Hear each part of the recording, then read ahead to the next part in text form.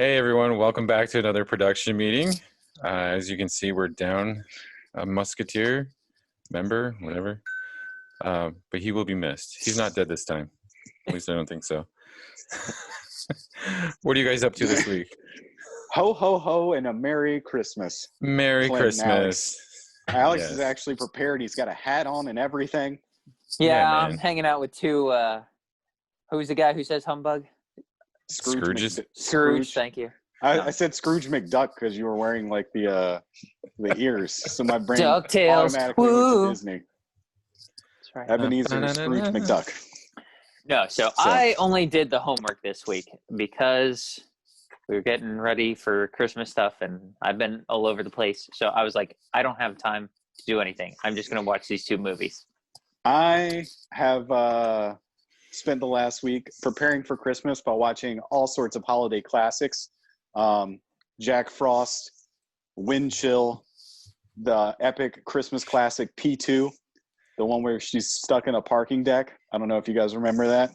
Red Christmas, All Through the House, Silent Night, The Children, Rare Exports, Mercy Christmas, Secret Santa, my personal favorite, Santa Jaws, Christmas Twister, Once Upon a Time at Christmas, Holiday Hell, Mrs. Claus, Toys of Terror, and Letters to Satan Claus. All quality films. Just kidding. They're not all quality films. There are a few good ones in that list, and if you need them really you look confused, Alex. I feel like you just put a Christmas word in a horror word generator and you just told us a bunch of random stuff. Those are all titles. Those are all available on like either, Tubi or Tubi if you're one of those people. Pluto, Hulu. Most of them are actually available on Amazon Prime. And I think there's a couple on Netflix. Two of them, the Toys of Terror and the Letters to Satan Claus, which is amazing too, are sci-fi original movies from this year, new ones, so you can check them out on Sci-Fi. If I had to say one that was very, very, very surprising that I thought was fairly entertaining is Secret Santa, which is on Amazon Prime. I highly recommend that if you like comedy horrors. That was pretty fun. It's not student filmish, but it's still kind of good and kind of funny. And I was very surprised, especially with some of the movies I listed on this list were god awful, really bad. But that one's one that I can say is okay. Wind Chill was actually fairly decent too. And also, what is the one we watched last night? Rare Exports, which I mentioned, is actually a really, really good movie. If you haven't seen that, it's about these people that find Santa Claus buried in a mountain, and he comes out and wants to murder people. So it's good stuff. It's good stuff. But yeah, that's what I've been doing, man. If you want to change a pace from the bad movies, you should check out Jurassic Shark. Well, I'm sad though. There was one. I'm not sure if I said it. It was on the list, but we actually didn't get a chance to watch it. Christmas Twister. So it's got a tornado that takes place at Christmas. Does this one also have Helen Hunt? No, it doesn't. Of course, it might, but it probably doesn't. She might actually play the Twister. I'm not sure. And then we watch it, and it turns out that I was going to say. But yeah, watching all those movies, man, we're actually planning on watching Christmas ones on Christmas. So we're going to watch, I think, Vacation and Christmas Story and something else. I think we might watch Arthur Christmas, which I think is kind of an underrated animated film about Christmas. And I'm literally forgetting an important one, and I'm not sure what I'm forgetting. It's not Elf. Name some big Christmas movies, guys. It's a Wonderful Life. No. It's going to be in color. Elf. It might be Elf. It could be Elf. I don't think Miracle on 34th Street? Christmas Vacation. I already said Christmas Vacation. Oh, yeah. I didn't hear you say Vacation. I'm just here as the echo. It's going to pop into my head. We're going to be talking about Mando, and I'm going to be like, blah, blah, blah, blah, blah. I'm like, what are you talking about, Matt? And I'm like, that's the other Christmas movie. Jingle All the Way. Ugh. Jingle All the Way 2. Don't you? Oh, me, Clint. That one's awesome. Do you guys know who stars in Jingle All the Way 2? Darth Vader. Sinbad. Close. Larry the Cable Guy. Oh man. Ugh. No, thank you. All right. Well, while you guys were doing that, I watched Annabellum. I talked to Matt about this. Oh man, that creepy doll running around killing people. No. Oh, you said Antebellum, Yeah, Antebellum. not Annabelle. No. Okay. Sorry. No. Antebellum. Sorry. Yeah, that was. Whew. Okay. It's not. It's a good premise. Like, let me restate this. It's an interesting premise.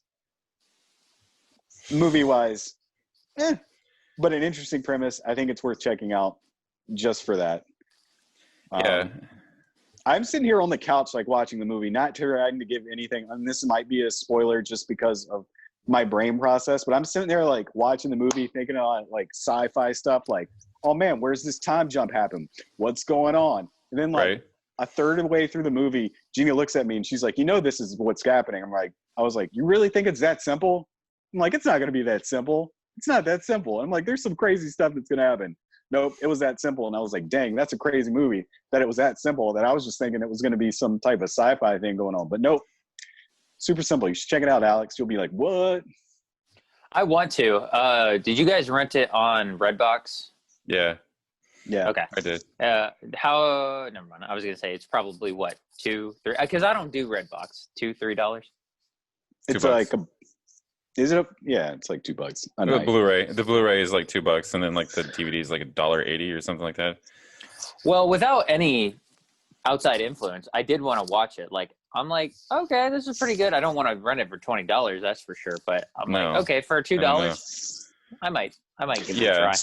Speaking of that, I am still having trouble like pulling the trigger on those movies. Like they've got like Come Out and Play or Come Play or whatever, and Freaky, and God forbid the Crudes 2. And they're all available, online, like at home for like $20 for a rental. And I'm trying to like go, it's like going to see a movie, I guess, two people seeing a movie. But at the same point, I mean, I can't pay $20 to rent to like watch a movie on my screen and then not own it and have it gone the next day. Yeah. I can't do it. Although at least with Mulan, when you bought it, you could watch it over and over again until it was released on Disney Plus. I just can't do it with these $20 films, man. It's too weird for me.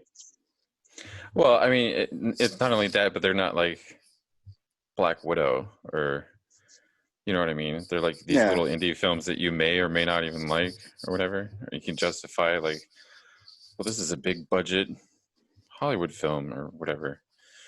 But I can't believe I'm the only person. Like I can't believe that I would be in the minority for that. Like those films, like I said, like Freaky, or even I'll say the Crudes 2 again. You've got $20 to rent a movie. You think if they made it $20 and you got to own it, they would actually make way more money than people just renting it and buying it, I would think, especially this holiday season where people are just looking to do it. But then again, maybe, I don't get to look at those numbers.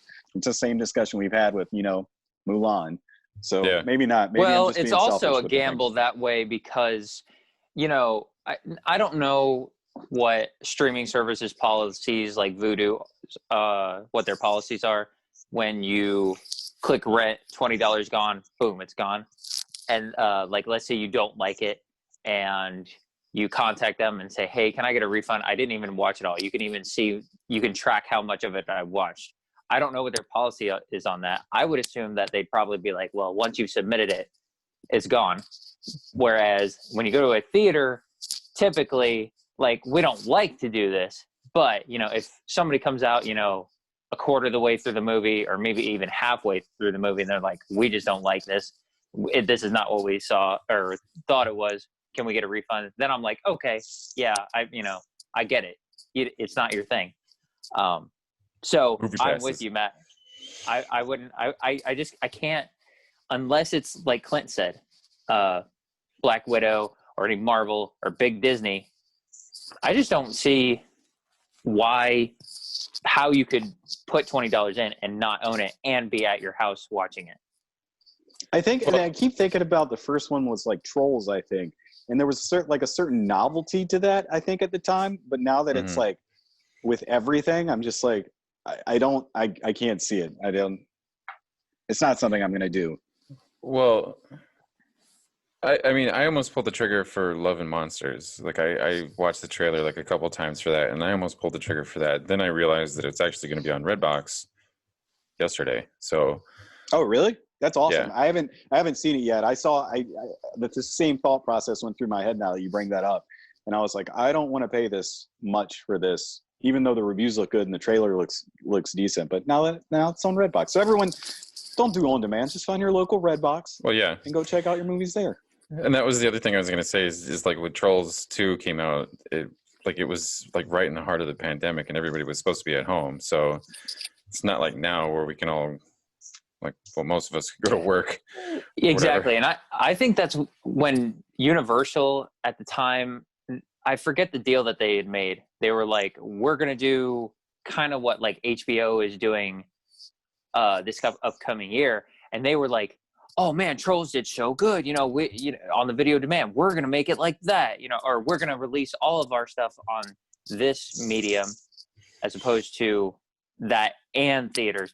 And I'm like, dude, do you not understand that everybody is sitting at home? Like, of course your numbers are going to skew up. Like, they're going to be drastically up because everything's closed. So don't you think you're jumping the gun a little? So I thought that was odd. And it's Trolls 2, and you have kids at home with parents, and it's just like you want to pay $20 to keep my kid occupied for an hour and a half or whatever. So yeah, but circling back, I did write a review for both these movies that I watched for Ryan, and so if you want to check out my review on his page, you can. That's actually why Ryan's not here today. He read Clint's reviews and was like, you know what? We can't hang out anymore. Probably. I'm going to go. That's not the reason. He actually was too impressed. He was like, those reviews are so amazing. I am not in a league with you right now, sir. And then I watched Relic, which is actually pretty good. Was that the one with Emily Mortimer and Yeah, I wasn't a fan. I wasn't feeling that. I don't know. It was like the end of it was interesting, but I just thought it dragged way too much at that beginning for me. Yeah, there was some parts of it. Yeah, there was some parts of it, but I think the overall aspect of it was interesting concept. So, but yeah, are you guys ready for the news? What barely little of it that we have. I'm sure there's plenty of news this week, man. The entertainment business doesn't take time off for Christmas. Well, then first up, we have MGM is thinking of selling their library. So all their stuff is going to go bye-bye. This includes some of the James Bond stuff. Rocky, The Hobbit. I'm not sure what The Hobbit's doing in here. Oh, it's the animated one. I was like, wait, what? Stargate, Candyman, RoboCop, Pink Panther, things like that. So they're thinking of selling off their library. And so I just hope that Disney doesn't buy this. Now, this may be too simple of a question, but is it various buyers that wouldn't be involved? Like, hey, you can have this franchise, you know, for this price, or are they kind of, going all Costco and selling it, wholesale? And it says that they're hoping to sell their vast library content. I feel like it should probably be a whole package. I doubt they would break it up like that. Why are they selling? Are they out of the movie production business now? I've heard rumors that like MGM was like on the brink of bankruptcy. But I guess that's what they're going. According to the Wall Street Journal, this is supposed to be valued at around $5.5 billion. So I feel like it would make sense, I think, logically, if that was the case, if they were struggling financially and they were just using this. Because if you had a significant library like that to offer with Disney out there and with Amazon out there and Netflix out there to some extent, although I'm not sure if Netflix could afford all that. Probably. but definitely Amazon and Disney could. Just to have the exclusivity on your streaming service to make that more valuable. I think that's probably what MGM's doing, just to get that. If they're like, here, take all this stuff so we can have a bigger nest egg. If they want to keep producing movies, they would have that to do it with. And then we'd see it, who knows what somebody will pay for that. Jeff Bezos might just buy it and have all those movies hoarded for himself and be like, I'm the only one that can watch these now in my mansions. Yeah, right. But I'm thinking about this though. It's like, what have they produced lately? Like the Rocky it says that they have a Creed, like their Creed films. It's just stupid Legally Blonde, apparently. Were they making a new one of those? Yeah, I think the third one's supposed to come out soon. But yeah, it's just like the Rocky franchise, and it says something about it includes big franchises such as James Bond. Didn't I also read? Wait, and now that you say that, didn't MGM also put their casino up for sale in Las Vegas? I think so, yeah. So they must be hard up for some funds. That, or they wanted to do Creed 3 in space, and they just didn't have the finances for it. Right?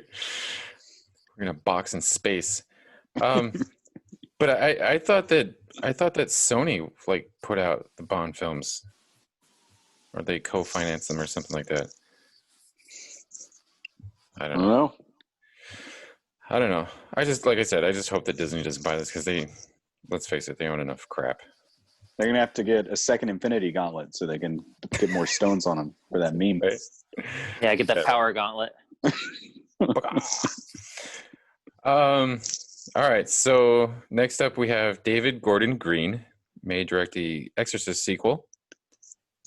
Yeah, this is actually kind of exciting for me, especially with the advent of the Exorcist TV show that came out a few years ago, and with the success of Halloween. Now, I haven't read anything about this, and I'm assuming from the headline that I've seen that they're just going to retcon basically Exorcist 2 and 3 and just do like a sequel to the Exorcist again, kind of like how Halloween doesn't do, like, got rid of, I mean, I was assuming that's the route they're going, since they're referring to Halloween in the article, which is actually kind of dope, because Exorcist 2 is a steaming pile of garbage. Exorcist 3 would be a steaming pile of garbage if Exorcist 2 didn't exist. The prequels are okay in their own right, but those 2 and 3 are not that great. And I think if they go that route, and just, retcon all that stuff, that'd be awesome. And I'm super jacked for that. Now, could they mess it up? Absolutely. But also, I've seen the TV show, and I love the direction that the TV show went in for that first season. So I am completely on board with that. Wasn't it an anthology? The TV show? Because there was like 2 seasons, right? Well, technically they would have to retcon the TV show too, because actually the first season of the TV show, I think all of it is a sequel to The Exorcist. So really, yeah, it's actually really cool. Like I'm saying, if you just for the turns in the first season, is super fun to watch. If you're a fan of the Exorcist movie, that is. Plus, Linda Blair's in it. Come on now. Is she really? Yeah. That might be a spoiler, though. Oh, okay. So this is according to Wikipedia. So the series serves as a direct sequel to the 1973 film, which is the original, and ignores the film's various sequels. Okay.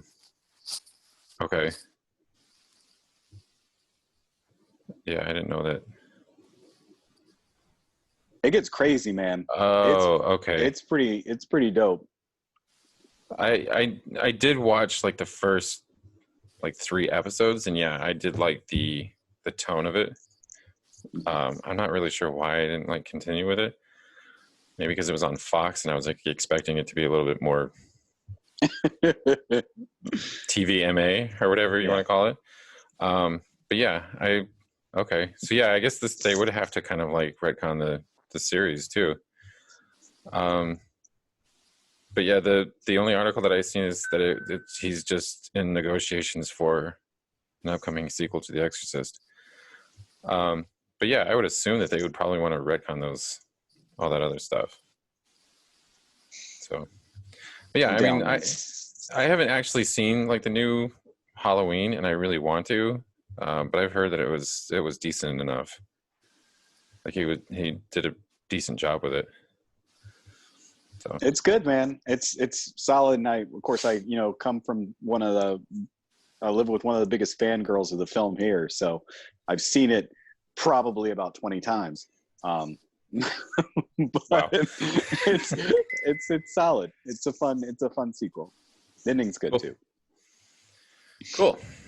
The next up, Tessa Thompson has teased new and old MCU characters for Thor 4, Love and Thunder. The only reason why I brought this up is like kind of discussion on like who maybe showing up for Love and Thunder. Old MCU characters, like I would assume, obviously Jane is showing up.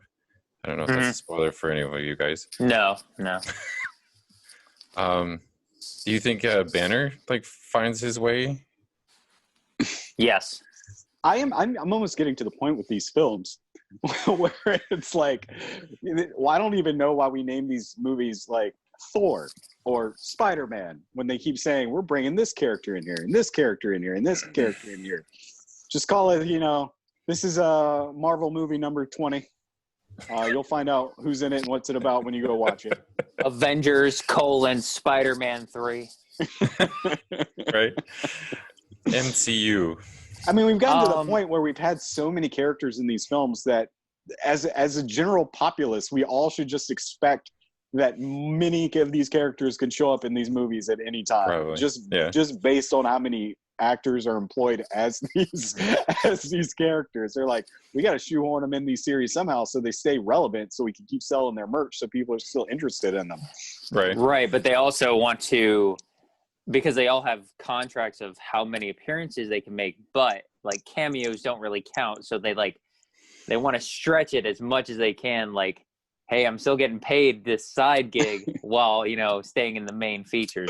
Right. Isn't Doctor Strange supposed to be in it? Didn't we talk about that? I think Doctor Strange was appearing in Spider-Man 3. I thought he was appearing in both. Oh, I don't know. I know that Star-Lord was confirmed. And Groot, that was. Yep, you're right. I'm wrong. It was Star-Lord. I heard a rumor that Star-Lord might be appearing in our next podcast. I'm not sure, though. That's when Chris Pratt just comes out. What's up, you turd nuggets or turd blossoms? Oh, man. Holy crap. It's Chris Pratt. Mr. Pratt, how are you, sir? Yeah, I don't, like, I wouldn't even know. Like you said, Matt, like, who even start with? Like, because it's just like... Because I could have swore that like Kat Dennings, I can't remember her name from, was it Darcy or something like that from the first two Thor movies? Yeah. Mm-hmm. She kind of said that she was done with it. Like I know that she's going to be WandaVision. No, I think that was Disney who said that. I was about to say, who's done with who now? Is Kat Dennings done with MCU, or are we all just done with Kat Dennings? It's like, no, we're good. Well, she's supposed to be in WandaVision, so I was kind of like wondering if they were going to kind of like sneak her. Yeah, I don't know why she's in WandaVision. Maybe when they're watching TV, like Two Broke Girls comes on or something, and then they just flip right past it. Kat's just at home somewhere, and she's like, "Look, I am in that movie."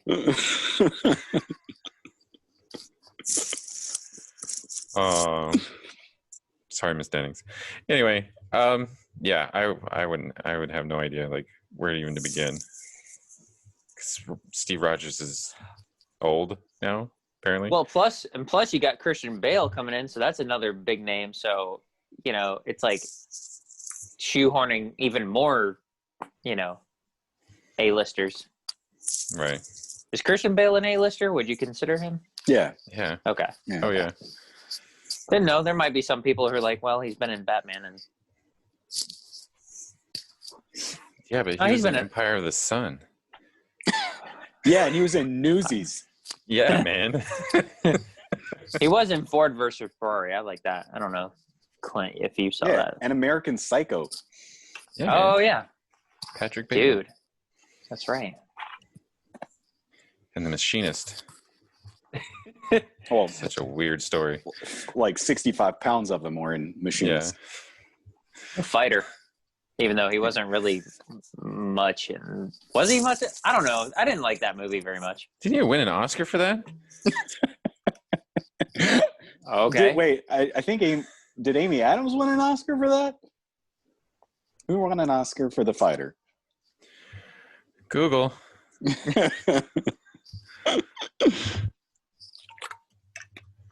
All right, who's gonna beat it?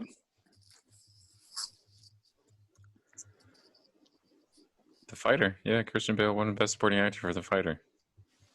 I think Amy Adams won for American Hustle. Yeah, she was That's right. She was nominated with Melissa Leo, and Melissa Leo actually won. So it was odd that the votes didn't split for the movie. So they're like, we're gonna vote for Melissa Leo instead. Well, all right. Last but not least, Justice League may be released in March. Yay! I thought that's when it was already. No, I thought the rumor was supposed to be like late next year. Oh, Not late next year. I thought that it was like September, August time, but I guess Zack Snyder was on Twitter or whatever he uses. I don't know if he uses Twitter or whatever, but he like said, if you like this, just wait until March until you find out what we really have going on. Everyone's like, March, really? well, I was already mentally prepared for that, so I'm like, okay, I'm still down. However, the new rumor is that it's not actually going to be a 1-hour series or episodes, but I guess he's trying to put it all into one large 4-hour movie. Yeah, I would not support the idea of episodic 1 week. No, like this 1 week is this, then this, then I'm like, no, that's stupid. It's all supposed to be one story.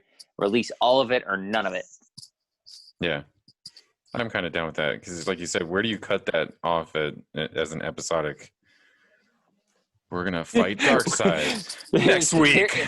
Here's the play on words. He's like, I said it wouldn't be 4 1-hour pieces. It's 6. It's 7. I mean, It's 7 4-hour pieces. yeah, Lord, that's right. 28 hours. It's crazy. But it's okay. They only shot like 5 minutes worth of new stuff. So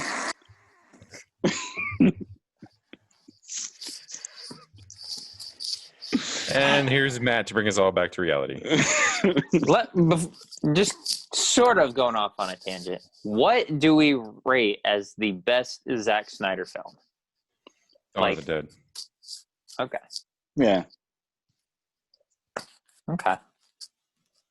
I don't know what I would rate It's- mine. I mean, like if you suspend your whole thought process and imagination or reality, Sucker Punch wasn't that bad. But I mean, I wouldn't. it's fun and it's entertaining, but it's not Yeah. good. I don't know Yeah. if that makes sense. It's like a popcorn movie, or like I just want to see cool stuff. That's Yeah. about it. If I were to say mine, didn't he do 300? Mhm. Yeah. I'd probably say that. Solid flick. Well, Although I like Man of Steel too. I mean, I don't know if you guys are crazy about it, but I like Man of Steel. Well, the reason why I would put Dawn of the Dead over 300 is because being the comic book nerd that I am, the way that he shot 300 is almost panel for panel. So it wasn't like he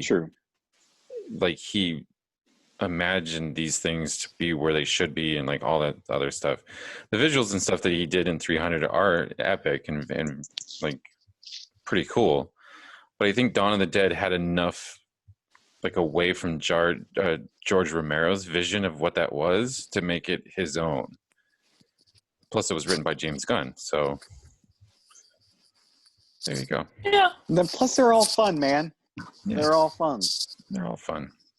I did like Man of Except for- Steel. I thought that was one of the best Superman movies. Not the none of us have mentioned The Watchmen. Haven't seen it. It's pretty good. But not as fun. Yeah, it's very depressing. Very depressing. All right. You guys have any more news?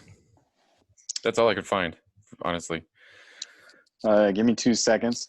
Let me peruse the old internet right quick to see if we have forgotten anything. Oh, So shout out to Kip for his scoops. Sorry, Kip, I didn't use any of your scoops this week besides Batman animated series going to HBO. What? That's awesome. Wasn't it Batman and Batman Beyond? Was that the article? Yeah. Ooh, Batman Beyond. Mhm. Ooh, I gotta go do something, guys. That was kind of my, because that came out in just the right time where I wasn't too young. When did Batman Beyond come out? Like late 90s, like 99, 2000?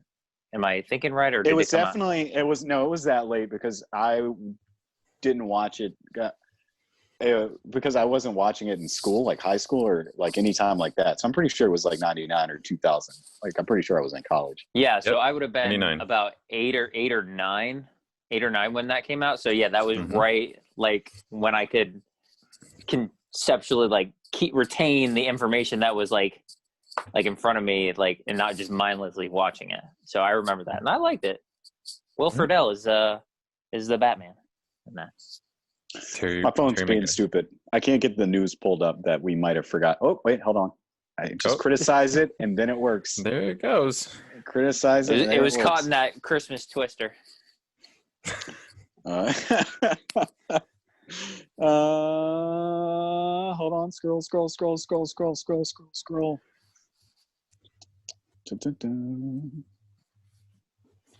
Wow. You know what? I think we did cover everything.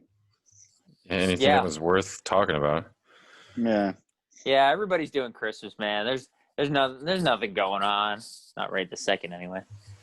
I mean, Firefly is getting his reboot, 20 years. This is a comic book. So they're getting another one. Yeah. Do we really need that without the original cast though? In the comic book? You said there was a new comic. I thought you said it was from the website comic book. Oh, no. It's a new series, Firefly, that's set 20 years after the original. Okay, we can do a comic book. That's fine. Yeah. The rest of the stuff is all Star Wars stuff, which we'll get to in a little bit. Yeah. Nope. That's it. That is all the news for this Christmas week. It is all the news. Okay. Well, then you guys know what time it is? Wait, time out. This is a quick edit on here. You don't have to turn it off. But maybe we should wait since somebody might show up later. Maybe we should just keep postponing unless you've heard anything from Ryan and just go into Ma Rainey. Since that's what he wanted to talk about. I feel like that's probably our best bet right now, just in case he shows up, because that's what he really wants to talk about. Unless we do it right now and then we can talk about it again when he shows up. Either or. No, let's wait for him. Then let's go into. Well, Alex, you want to go through your Alex Classic Corner? Okay. So, Alex Classic Corner. woo! I'm gonna learn how to add the graphics of how, and it sweeps across the screen. No, so yeah, what did I watch? I watched The Bridge Over the River Kwai, and this was one of the better. I think this is tied at least with Casablanca as far as quality films that I've watched in this classic kick that we've been putting me on. I like Alec Guinness. Now, see, before Star Wars, I really didn't know much of anything that he was in, to be perfectly honest. I think it's just because he was an older actor. Because he was, he had to be like somewhere around 60, 70 when Star Wars came out. I think so.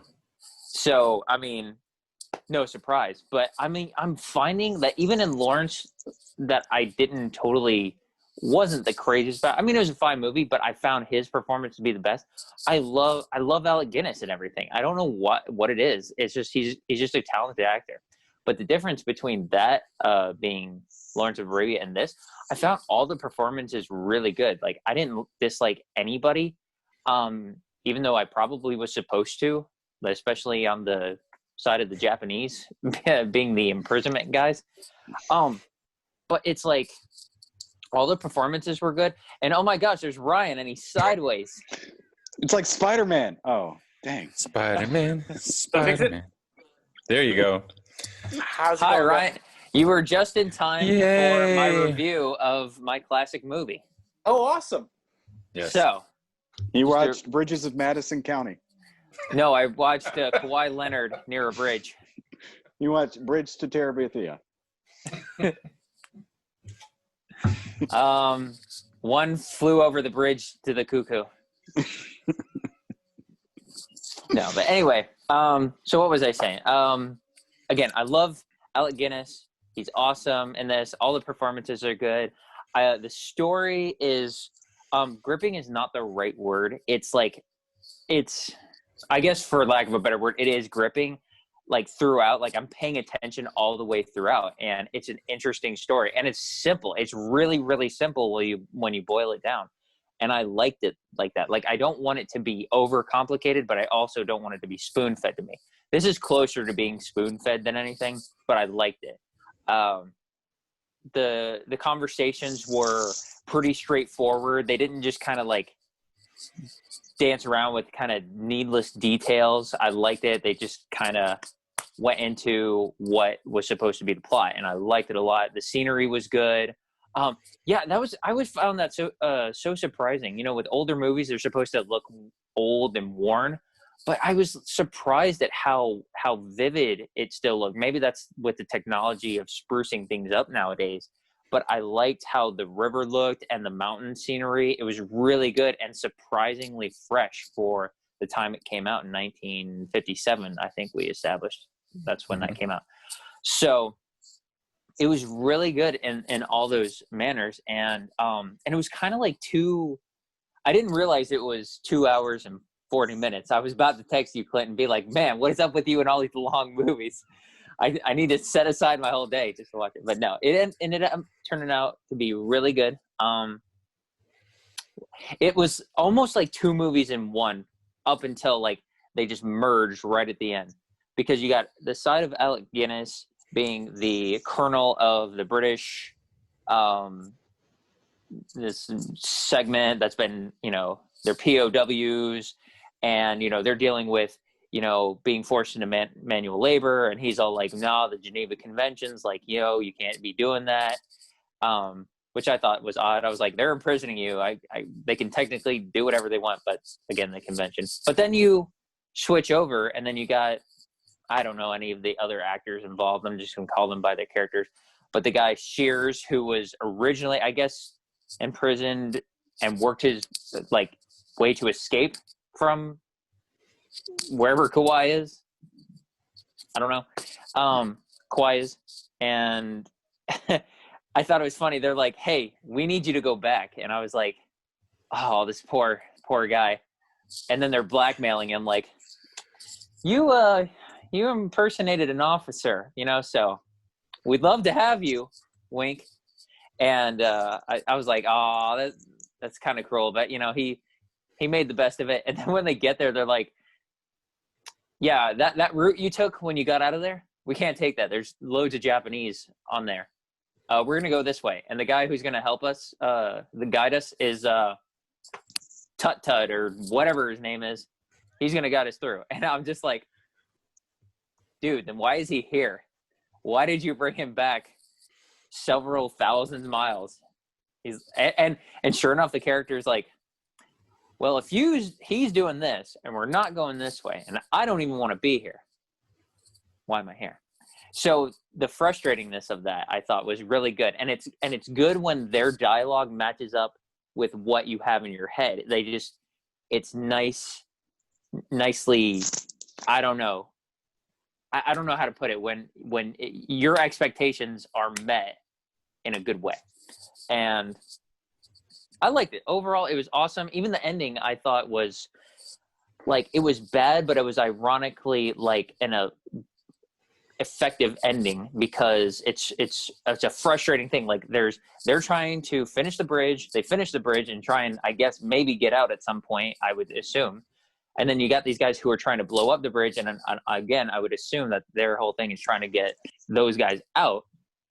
And then there's a lot of deaths and the bridge collapses, which is the goal. But, it's a good ending. Again, Alec Guinness, I don't know what it is about him. I'm loving everything that he's in. His performances are definitely my favorite of anything when it comes to these movies.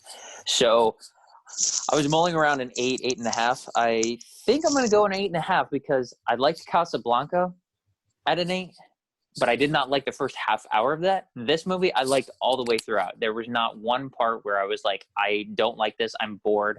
The conversation's boring. No, it's all just good. I definitely recommend this. I don't think anybody would ever hate this movie. It's a really good movie.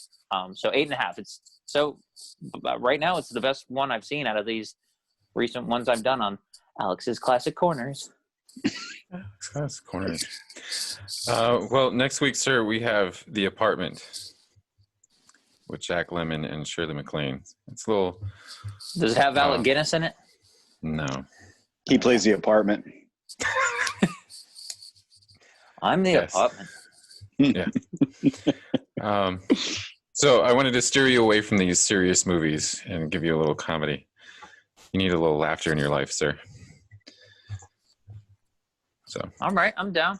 I was almost gonna be like, Clint, maybe it's Christmas. Maybe I should do it. Like, I know I've seen A Wonderful Life, but maybe, it's been a while since I've watched it. But that probably would have been best served being today's review. Like, since Christmas is tomorrow, nobody's going to want to hear about a Christmas movie like right before New Year's. Yeah. So I'll stick with The Apartment and we'll go from there. Cool beans. We just got to figure out what's coming up after that.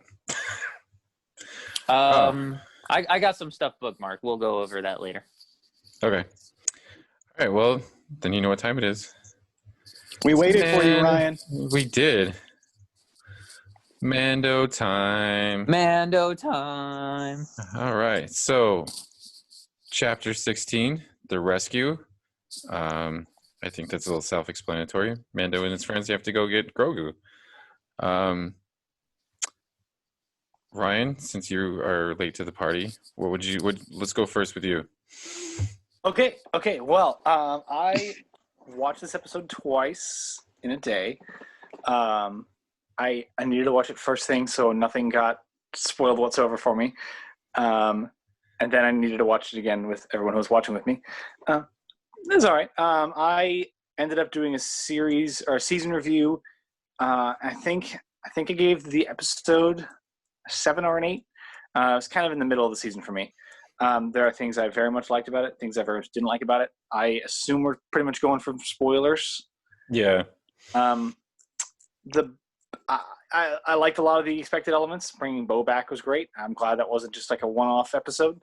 I liked a lot of the action sequences. There's some good stunt work in there that very, very like gun fu John Wick style fighting against stormtroopers, which is pretty cool.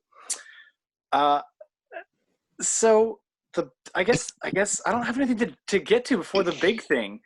I mean, the Dark Trooper fight was all right, and then I was really mad when they all got sucked out the airlock, and then they came back, and I was like, I've read this somewhere, and I was like, Dark Troopers exist because anyway, yada yada yada. I actually kind of saw this reveal coming a few minutes before it happened. I guess I was very distracted. Everyone was like, "Oh, such an emotional moment." It's a great moment. What's wrong with his face? Cerebral palsy. They're like Parkinson's. copied a PlayStation cutscene and dropped it in Mandalorian. So, Yeah. I mean, my biggest thing. Oh, I think a couple years ago, I would have adored this finale. But now that I've seen Game of Thrones seasons 4 and 6 wrap up, what's next? So I don't know. I mean, I've been holding a lot of thoughts about Mandalorian episode to episode just until we get to the finale. And now I feel like I've got to wait on my thoughts on this episode until the series finale. Yeah. So So we'll get your full review in 2035. yes, absolutely. You'll have my full opinion.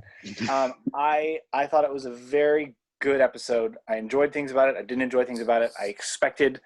I guess I absolutely expected Luke to show up. I didn't know who else it was going to be. It only made sense. The writers definitely seem like they know what they're doing, and I applaud them for seemingly writing off their biggest cash cow right now. So, Or so you think. Well, I hope he's not just like back in his own spinoff coming this March, Grogu Tales or something. So, yeah, I thought it was a good episode. I have no big complaints. I guess my biggest complaint and my biggest not complaint was that Luke wasn't that biggest of a surprise to me. But I also think I'm kind of on board for more if Sebastian Stan gets this part now. I just don't want an entire Luke Skywalker show. No. Yeah. All right. Who wants to go next? I mean, I'll offer to go next, but if anybody has any like burning thoughts, go for it. Yeah. Go for it. Okay. No, I wanted to go next because I think I line up with Ryan pretty much almost verbatim. I think I would lean a little bit towards an 8. I was like you. I'm right in that 7-8. And that's kind of my average for the entire season. Like when you do the like full on math, I think it came out to like 7.8 something. Alex, I gotta interrupt you real quick. Go for it. I did the math. I because I don't do half points. So I did the math. I added my 8 episode ratings and then divided by 8, and I got exactly an 8. Yeah, I got just shy of an 8. So yeah, 7. Because if I mean either way, 8 or 7 kind of spells like a 0.1 difference. But anyway, I thought this episode was very much for its ending like. Sure, the build up to it was like nice, but you know, it felt a little like Rogue One to me, where we're really just invested in the ending.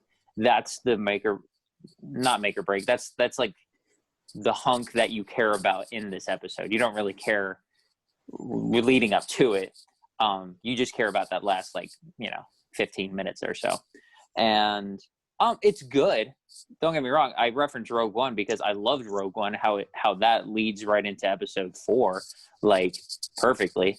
Not that this does that in any manner. I mean, it's all right. It's good. Like I was like you, Ryan. I wasn't totally blown away that it was Luke. Like it's like, oh, that's Luke.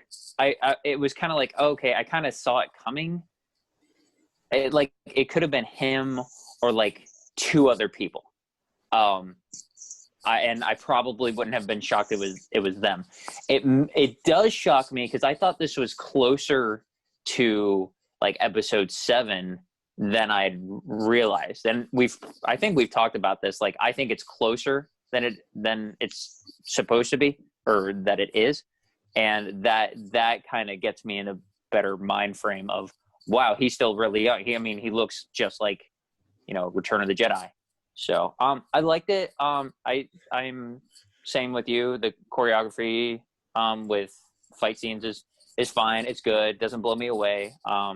It's an emotional ending with Grogu. That was for sure the point.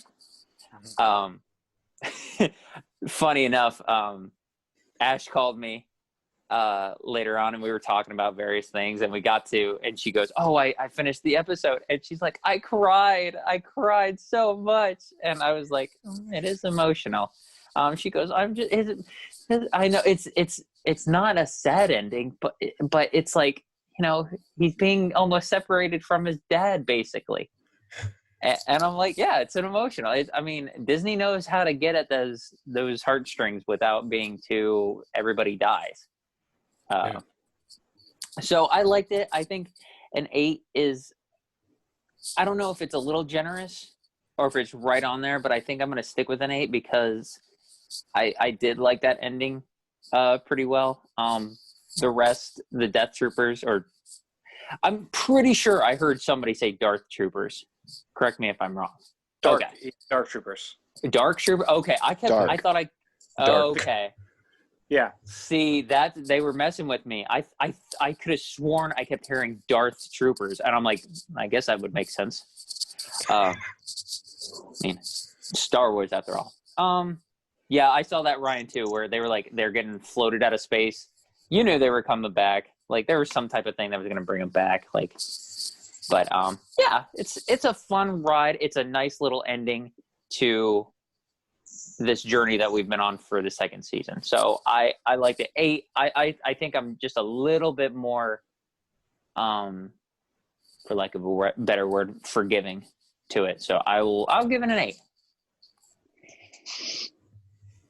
Okay. And pausing moment. Did Ryan just? All right. You ready to go, man? I mean, I can. Hold on one second. Oh man, he's about to spit a bunch of hate. I would like to preface this by saying, by no means do I think this is a bad episode. Is it my least favorite episode or most entertaining episode of the season? I think technically yes. I'm going to give this a solid. I can't, and I've gone over and over again. I can't go to a 7, but I don't want to give it a 6. I would probably say a 6.5 to a 6. And I say that after watching this episode twice and also watching the season finale of season 1 again, just to compare the two. My main reason for this, actually, there's a lot of reasons. Just the cliches going on in this episode, just off the charts, man. And then you have Luke Skywalker showing up, with his Deus ex machina, saving these people because they have nothing else to do. That said, let's start at the beginning. These people are boarding this ship. And I missed this the first episode, or the first time I watched it, where she talks about how the ship has a fraction of the crew on it. And I looked it up on the Wikipedia fandom. And apparently these vessels hold, at most, 200 to 300 people. So when I watched it the second time, because my mind was blown the first time I watched it, that they actually murdered everybody on this ship with the 4 of them. Hands down, no problem. Didn't touch anything on their head. Didn't get an injury or anything. They just straight up murdered everybody on this ship. And so I watched it the second time and actually count. And the 4 of them actually murder approximately 60 to 65 people over the course. So that was about how many people were on the ship, not including the awesome Dark Troopers, who are the most worthless thing on the planet. You think you'd spend a season building these things up. You'd show them at one point being awesome, like murdering people, like doing all sorts of crazy stuff. What I got in this episode, I've seen them steal a baby, and I've seen them punch stuff now. He did shoot his gun maybe 30 times, but literally the whole episode, punching stuff, and punching stuff. That's all these things do. And of course, the Mandalorian had a hard time fighting him, but all it took was him taking his little spear and shoving it in the dude's neck. And he was done. You're like, all right, I know these guys' weakness now. I should probably tell everybody, you just need to shoot them in the neck. You just need to shoot them all apart. It didn't make any sense to me. They were the most worthless things on the planet. They didn't do anything. I actually thought, I was like, you guys just murdered 65 stormtroopers. You probably got a decent shot at fighting these things when they start coming through the door. Who knows? So, but then you have Luke. It's like Scary Movie 3. Without their heads, they're powerless. And Luke's obviously the most important, most powerful thing ever. And I think I'm assuming this takes place pretty soon after 6 for some reason. I feel like this doesn't take place that far after 6. 5 years? 5 years. Yeah. So, and he just goes through and mows it down. And of course, that's awesome. That's awesome fan service. But come on, man. I'm not drinking the Kool-Aid with this. You show up and you steal the light. You steal like the spotlight from Din Djarin and Grogu parting ways. You're like, oh man, it's gonna be so sad. Let me take my helmet off. Oh, this is nice. And you got like Luke Skywalker just staring at him behind the shoulder. You're like, oh, he's over there. That's amazing that he's there. It just bugged me to death. Nothing really important except for Luke showing up happened, I think. Moff Gideon was the most cliched thing on the planet. Literally, I sent this in our text. I'm like, is he just playing Gus from Breaking Bad? Is this what he's doing right now? I'm pretty sure I've heard that exact same speech in that show. And I was just like, couldn't you have said something? Couldn't you have changed this up? And his character was worthless. Like, what was he going to do? He has a dark saber, but apparently the only thing that it can't cut is what the Mandalorian is made of. So it's the dumbest thing I've ever seen. And then you do the whole like dark saber thing where he can't give it to Bo-Katan. I'm pretty sure she was handed that dark saber in the Clone Wars, wasn't she? I feel like she was. So it doesn't make any sense to me. What's up, Brian? Rebels, season 4, episode 2 or 3. I have a whole other theory about that. Okay. But I watched the series finale of the first season, and it was way more entertaining. Stuff happened. There was peril. There was things I was worried about. There were big changes. But this one, I was just, and not to mention, I didn't even mention Luke Skywalker's face, and I joked about it before. That de-aging was one of the most awkward-looking things I have seen. Like, it just didn't look right to me. Every time I looked at him, and I said that in our text, uncanny valley all over. It just looked so fake, and it was just so distracting from that whole scene. Just not a whole huge fan of that. I think that's about it, though. I was actually kind of surprised that they were talking about when the Death Star blew up, or both of them blew up, that millions and millions of people died. I'm pretty sure. I tried to look up the population or how many people worked in Death Stars. I couldn't find that anywhere, but I just wanted to verify that because that just seemed a little over the top. But who knows? It was the size of a moon. I don't know how many people can live on the moon. You got to look at the right places. I'm going to try. You should try to find it, because I looked up the light vessel just because I wanted to know how many people they might have had to murder inside that ship to literally kill everybody. But like I said, it's not bad. It's good cliche fun. It's nothing, I mean, aside from Luke showing up and Grogu touching Din Djarin's face, which, dare I say, he took his helmet off again in front of everybody this time. I wonder if and I want to know, did he put his helmet back on once Grogu was gone, or did he turn around and go, hey guys, this is what I look like now. This is it. I don't know if I'm going to get that. I have a feeling next episode he's going to just take it off randomly and it'll just be normal for him to take it off. But who knows? I have that number very easily. Oh, nice. How many people, Ryan? How many people? Battle of Yavin on Wikipedia says that the casualties for the Rebels were 20 X-Wings, 7 Y-Wings. The casualties for the Empire were 7 TIE fighters, and the Death Star and its entire complement, nearly 2 million Imperial personnel and equipment, except Darth Vader and several others. So assuming that both Death Stars had approximately 2 million on them. So I think you can probably half that for the second one, because they're still in a bare bones kind of construction crew. So 3 million. Okay. That's a lot of people to blow up. Are we in a Kevin Smith movie right now? I feel like we've had this conversation somewhere. We may have. We probably had it in one point in our mini Star Wars conversations talked about this. I don't recall. But yeah, that was it. Why did I'm glad they added some sort of, reality to this when her gun jammed up. That was nice. Something bad happened to them.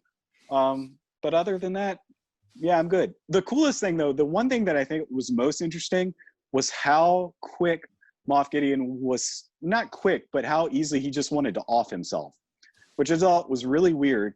And going back and watching the second time, I almost feel like he was planning to die the entire time. He didn't care regardless.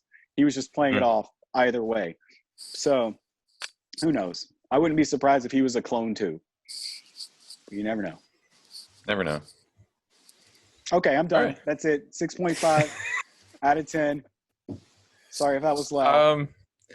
Look, I I'm not even gonna lie and sugarcoat this. Like I geeked out, so I'm like at a 9. I love this episode. I'm taking all that stuff and I'm like, yeah, I know. Yeah, How's yep. that Kool-Aid? I drank the like I was sitting on my couch and I was like, holy crap. As soon as that X-Wing like pulled into the day, I was like, okay, so this is who like answered the call. My only problem with this is that, and I know this is really stupid, but why hasn't he changed clothes in like 5 years? Does anybody know? Like, why? It's his look. I guess like he changed in like the new trilogy. He's paying tribute to his father, man. He wants to keep it real, like his dad. Yeah, right. I mean, obviously, that's to keep the character like this character, like right. That's to get the nostalgia on. And so He people also are, had some digital plastic surgery on his face. Well, see, I will nitpick. If I was to nitpick this, yeah, I like it was like, okay, why hasn't he changed his robes in 5 years? Like this is supposed to be 5 years later. But on the other hand, what I geeked out about is that it actually shows his power. Like with the original trilogy, you kind of get to that point where it's like, okay, now I'm a Jedi, and you don't really see like his power. With this, like you kind of like, I think this fan service was like, okay, yes, he's the most powerful Jedi now, and this is why. Because in the sequel trilogy, like he doesn't want anything to do with it. So it's not, and it's like I read somewhere, it's like this is the Luke Skywalker we deserved, and not the one that we got in the sequel trilogy. So that's why I geeked out. Like I kind of had my reservations, even after going through all that stuff with the fight scenes and stuff like that. I still had like a very small inkling of me thinking that was somebody else, that they were just kind of like toying with the idea, because I didn't think that Favreau and Filoni were actually going to put somebody that major into this episode or in this series at all. So at one point I was like, this can't be Luke. Like this is just way too spoon-fed. And more nitpicking is like, yeah, like she, like Bo-Katan and the whole Darksaber thing, like that whole exchange was so contradictive, because in like every time that she's on scene or like on screen with Jaren, it was just like, you know, you really don't have to like hide your face, because that's like from some sort of like, you know, other religion of Mandalore and stuff like that, and it was really old, and like we all take our helmets off now, it's like not that big of a deal and everything. And then he tries to hand her that Darksaber and she's like, no, I can't take that. Excuse me? Like you just like basically that's when he just like yeets it. I guess no one's gonna have it, so he just throws it outside the airline. Yeah. Well, yeah, it was just kind of like, wait, you just lectured me for like 2 episodes about how I don't really have to keep my helmet on, and now you're gonna go to this like whole religious crypt thing? Okay, that was just a little weird.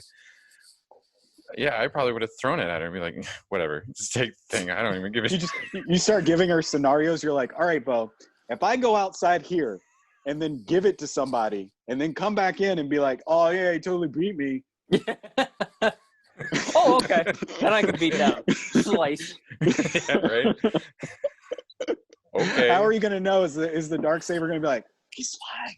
He's lying to you. And then it goes. It's like Harry Potter with their wands, man. It's the same exact thing. You can't be the true owner unless you win the wand. Oh man, this Darksaber's made out of phoenix feathers. I can't use it. But yeah, like those 2 things, like I just kind of like nitpicked at. And yeah, like his de-aging was a little off. Like when you first looked at him, you're like, okay, this is what we're going with. All right.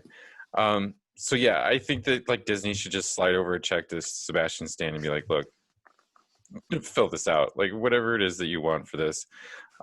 Because let's face it, like this isn't going to be the last time that we see Luke Skywalker.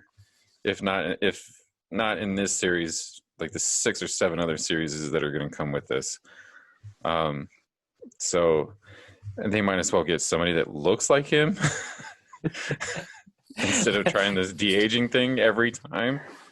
So new show announced by Disney. Star Wars. Luke totally isn't in this. Or is he?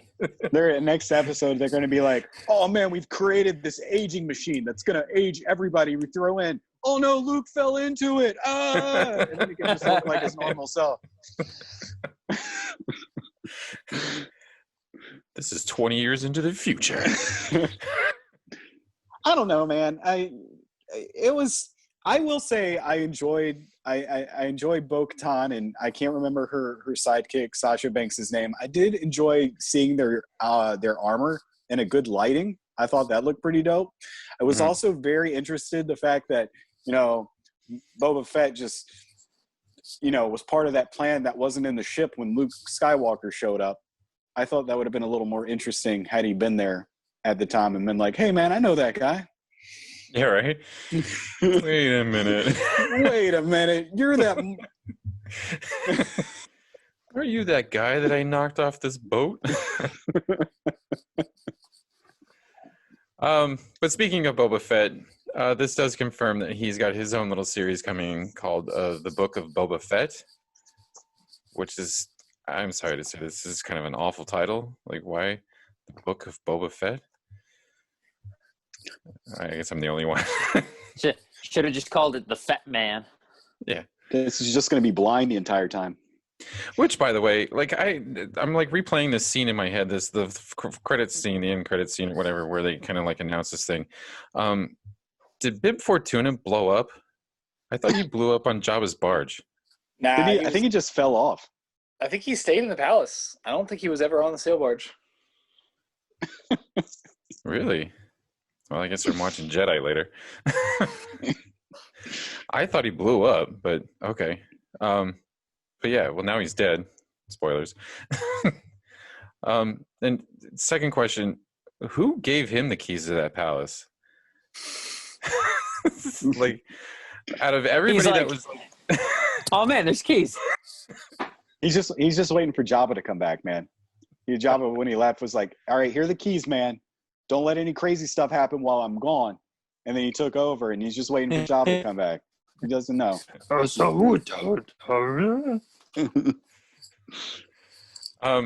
But yeah, I guess this is not going to be Mandalorian season 3. This is going to be its own thing.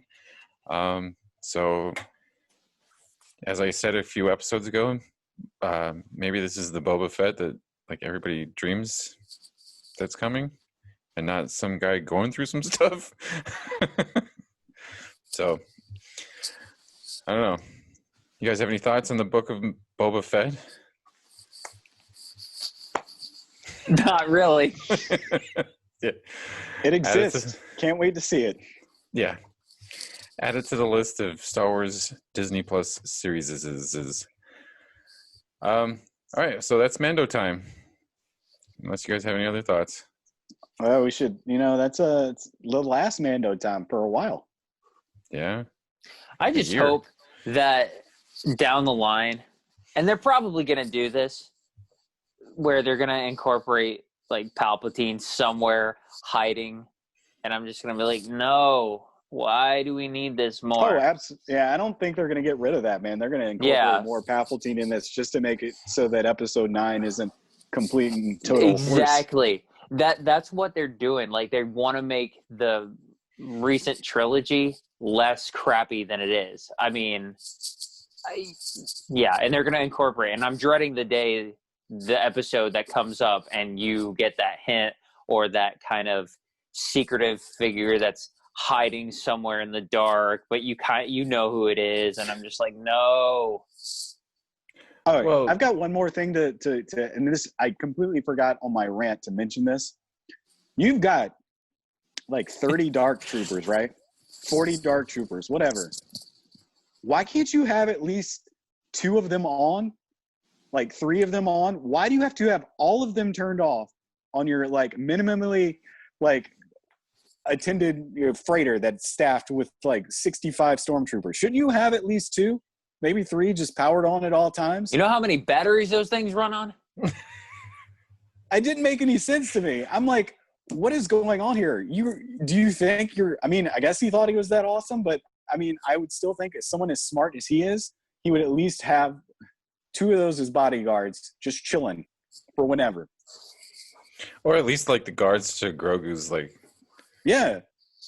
It doesn't make any cell. sense. It's so dumb. Yeah. So dumb. It doesn't matter anyway. They couldn't have punched through.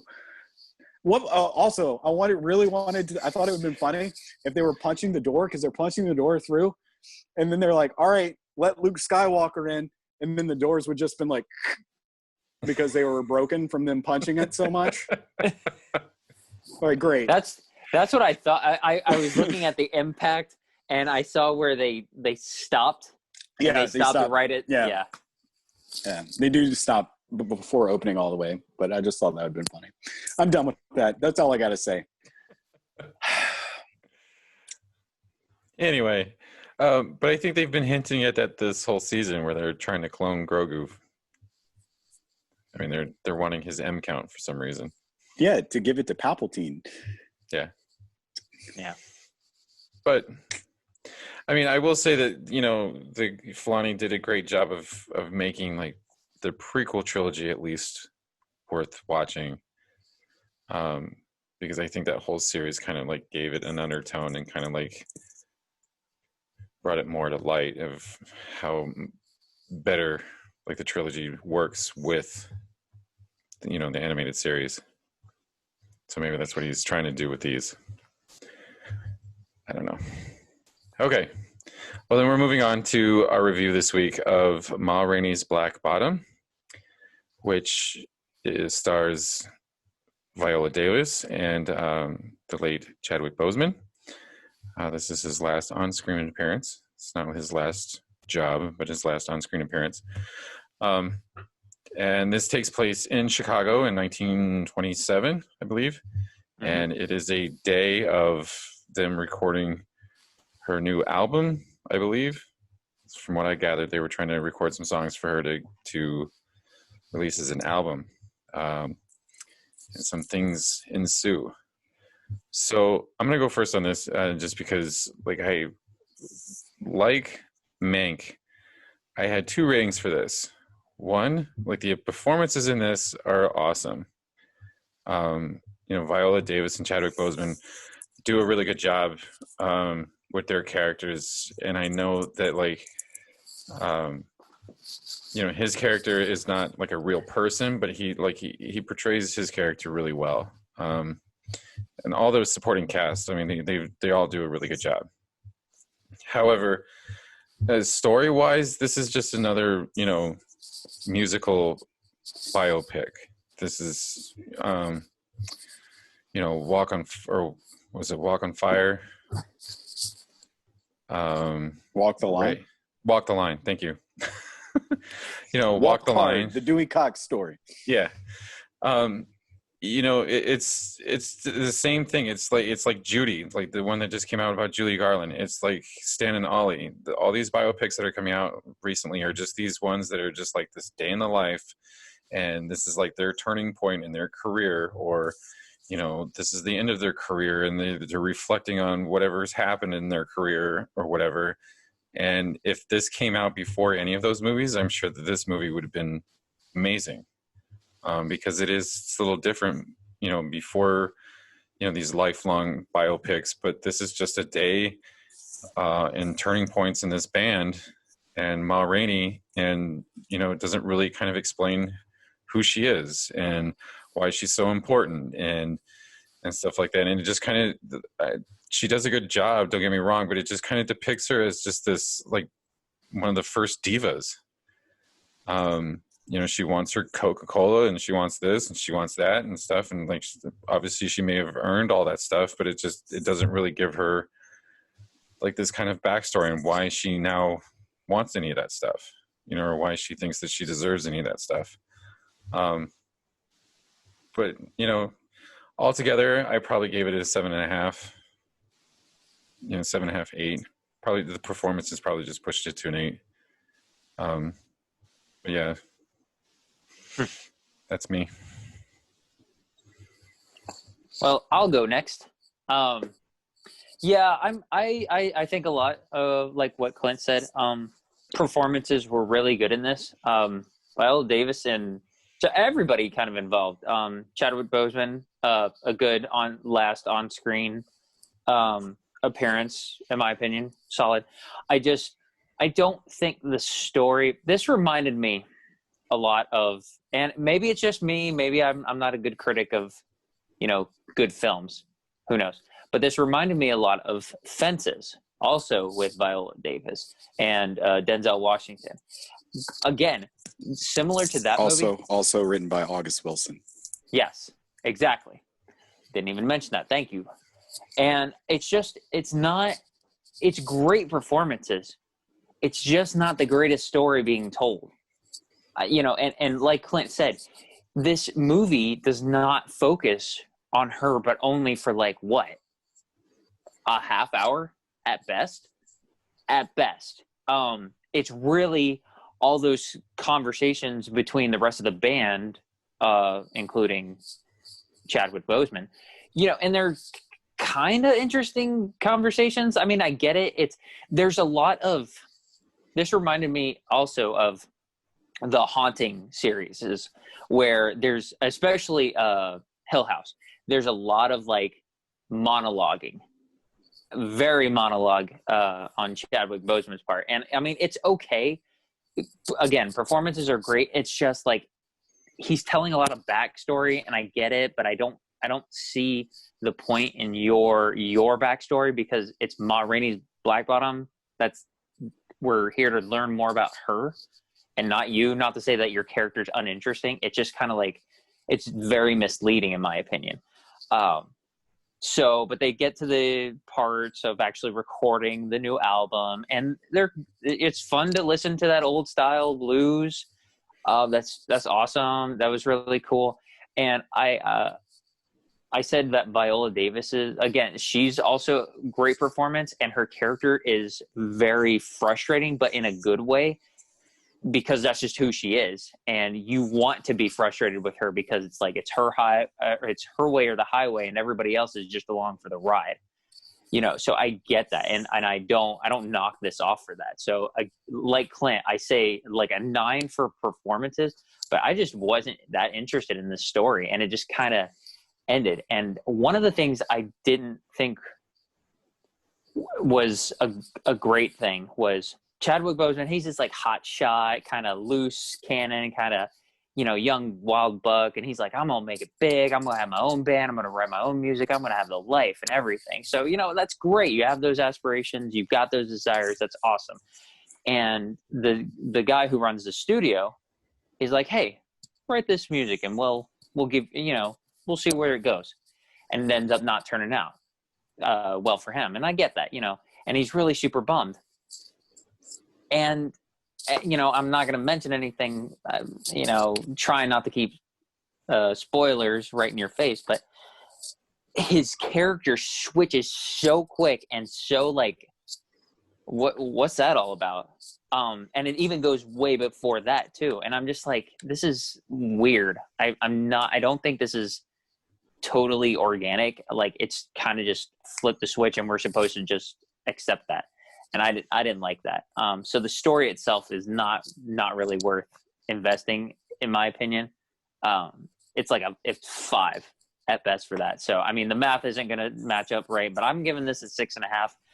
I don't regret watching this, but I hesitate to recommend this to anybody who's got free time. I mean, I think ultimately, as anybody who's a film critic or a film lover, and is definitely a fan of Chadwick Boseman, yeah, you need to watch this. It's your way of kind of paying tribute to on his untimely death, and just being so young. So that's why I would say, but take that out of the equation. No, you don't need to watch this. This is not something that's totally, if I miss this, I'm missing something big. No, it's not that case at all. Right. You guys are ridiculous. Ridiculous. First and foremost, this is a movie, but it's a movie from a play. It is a playwright writing this for the stage. And I would hesitate to, you keep saying story when this play is more of it's obviously a social commentary on race relations, but it's more of a character study of all these people and how they interact with each other. not so much the plot itself, but just how these people interact and what happens. Both of you touched on that. The performances were out of the park for this. I'm not sure when. Was this the last thing that Chadwick filmed, or did he film this before? Was that in live action? Yeah, this is his first on-screen appearance. Yes. And the last thing he filmed, though, right? Yes. Yeah. Mm-hmm.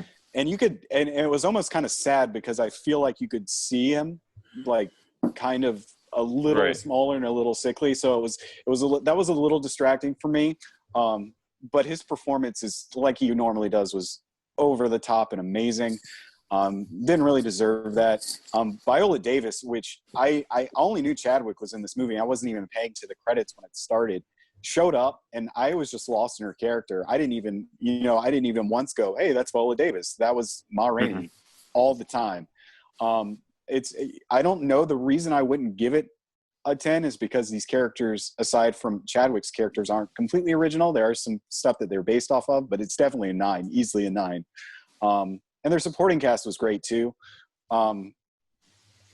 It is a play, man. There's going to be dialogue. There's going to be monologue. The things that make this interesting from a filmic standpoint is just how it's shot. And I have to give so much credit to like the editors and the director for this. When you have people who are supposed to be standing in a room doing this long scene where they're just talking, and I mean talking straight for just 10 minutes, just going back and forth and back and forth in this tight combined space, and you've got multiple camera angles with them going on, and you know it's such a close set, but it's flawless the way their dialogue goes back and forth, and the performances are on par. Each take and each cut, you can't even tell how many takes it took because it all seems like it's one scene, which it might have been. But the fact that they had so many different camera angles, I knew it wasn't one shot. They had to have some shots that were different. So that was great in itself. The film overall, it's easy, and I don't know if I would go up to a 9 overall, but definitely an 8, maybe an 8.5. It was great. I enjoyed it. I'm planning I'll probably watch it again. I almost wanted to go back and watch Fences because I haven't seen that since it was out. I know I'd read that in college. I think we actually performed a bit of it in college. But August Wilson's good stuff, man. It was completely sad. Everything made sense, like just how these characters – and I know that the end was a little weird for you, Alex. And for me – and have we said any spoilers yet? I avoid it. Like I spoiled a little bit, but not a lot. And I understand that. I'm gonna let Ryan go or say his stuff before I spoil anything else. But that's all I can say without saying. Oh, and the music was good too, by the way. That was really good. Yeah. So, go on, Ryan. Yeah, it was, all the good things and the camera and the good looking movie with some good acting, and I definitely watched it this week. Oh, quality. I don't think he watched it. All right. So spoilers. Spoilers. Oh wait, hang on. How do I turn you down? Oh yeah. You're gonna do the wave thing again? I'm just gonna do the wave thing. Yeah, it sounds good. Spoilers. I was just lost, like I said, lost in Viola Davis' performance. That was really amazing for me. I thought Chadwick was so good, but with Chadwick's character, he goes from being the super overconfident, and he's almost like, because he's had a rough life, obviously, his backstory, and we get everyone's backstory almost in this whole movie, or at least stories that tell how they feel inside based on these stories that they tell. Mm-hmm. He's been through a lot, but he's still trying to be so optimistic and so like confident and so, straightforward and going the whole movie. And then to get shot down in the end, it just breaks him completely. And that's what that is. And that's what causes it to lose, because he's tried to be so positive and such a go-getter and so helpful to everybody to try to at least, try to make his way through. And at the end, it just ends up turning him down. And over that day that he's had in that hot studio, being shot down all the time, it just caused him to break. And that's what happened to his character. Being fired. Yeah. So that's what it made sense to me. what I really liked also about Viola Davis' character, and you said modern diva, it's kind of weird where you go and you know how much you don't like the character, but at the same time you realize that she has to act that way to get that respect, Right. because she wouldn't otherwise, and she makes that perfectly clear. And that's so annoying that that we have to feel that way, but it's an honest truth is that that's the case. But Right. it was so good, man. Well, and I agree with you, Matt. I think that the ending was fitting for Boseman's character because I think he even knows that his music's getting stolen, and I think that that's the other reason why he snaps. I mean, because I think they even mention it like a couple times in the movie. Is like, you know, that these have been taken, and you know, music's being remastered for the white folk or whatever, and so I think that somewhere deep down, I think that he knows that his music's being stolen, and that's why he tries. Even like his last ditch efforts is like, you need to hear me play this. You need to hear my band play this and stuff, and it's gonna sound differently with the soul and the energy that I put into this instead of whoever it is that you hired to play this. So, I mean, I get that, but at the same time, in my brain, I was just like, dude, just go to. It's not the only guy who can make music. Rainey even said, you know, I'll get somebody else to record my own. I'm like, okay.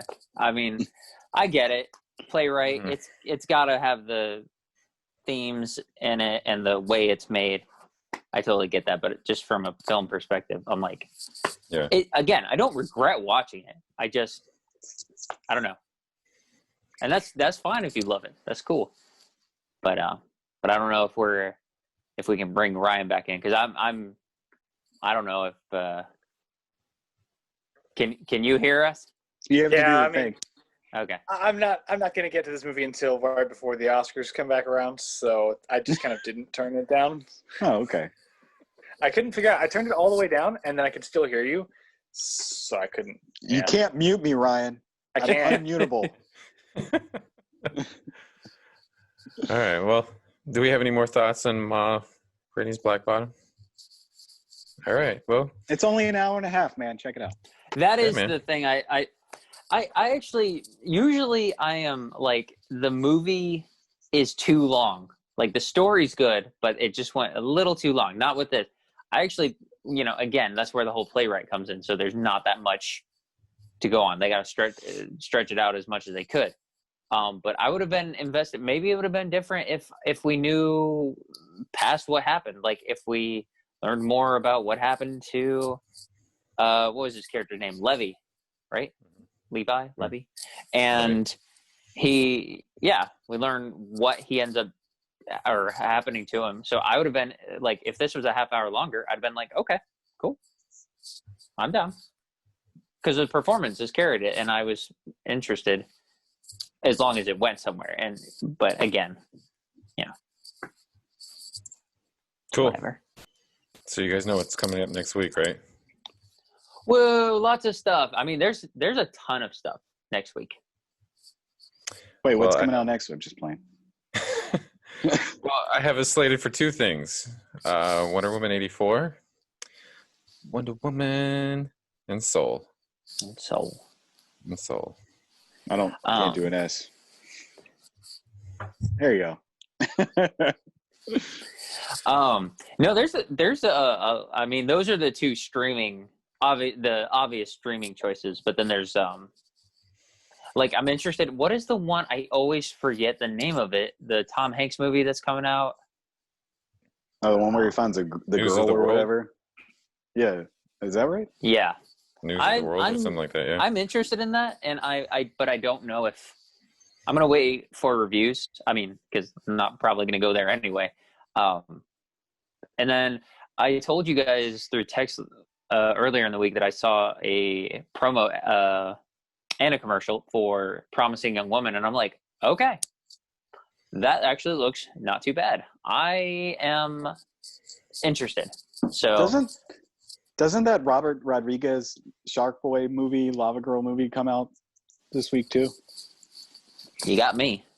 I was watching that and I'm like, We Can I Be remember- Heroes or something? Yeah, We Can Be Heroes. I saw that and I was like, all right, it made sense when you were making these movies when you had kids that were that age, but you're still making them now, like, and they're definitely not written by your son anymore, because that's what he used that excuse before. Is like, these were made up by my son, so I'm going to make movies about them. I'm like, now you're just doing it, I guess, for the check. Well, when Maybe. George Lucas does that, nobody bats an eye. That's all he did, Yeah. man. He was just writing a story for his kids. We Can Be Heroes comes out on the 25th as well. You might if get a y'all- bonus review from me. Yeah, I was gonna say, if you all want to check that out, then you be my guest. I haven't even seen the first one yet, so. Promising Young Woman, I think, is only theaters. Yeah, and so is the Um, Tom Hanks movie. Yeah, News of the World or something like that. News of the World. Thank you. I missed the title earlier. Yeah, something like that. So Promising Young Woman has a 92% on Rotten Tomatoes. That's misleading. Even though I'm excited, that's misleading.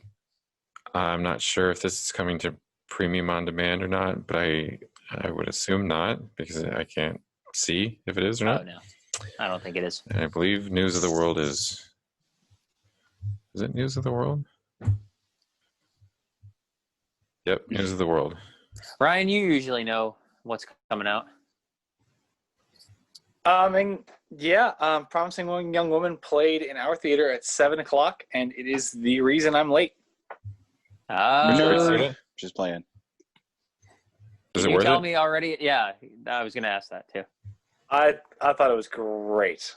I thought it was really great. I can't. The less you know, the better going into it. So I don't really want to say too much about Yeah, it. don't tell me anything. I thought it was pretty fantastic. Cool.